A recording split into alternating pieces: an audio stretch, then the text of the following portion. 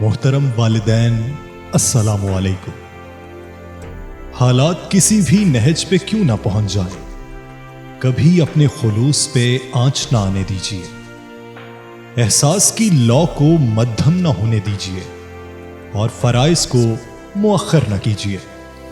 बात कीमत और हजम की नहीं, कदर और अजर की होती है। भड़कते हुए शोलों के मुकाबिल आपका किरदार चूंच में पानी का कतरा लिए परिंदे की मिसल क्यों ना हो, परवाह न कीजिए।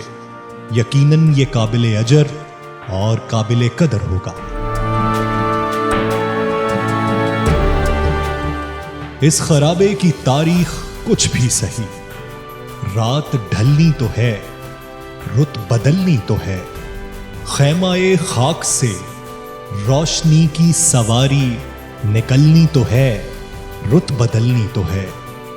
क्या हुआ जो हवाएं नहीं मेहरबां, एक तगय्युर पे आबाद है ये जहां।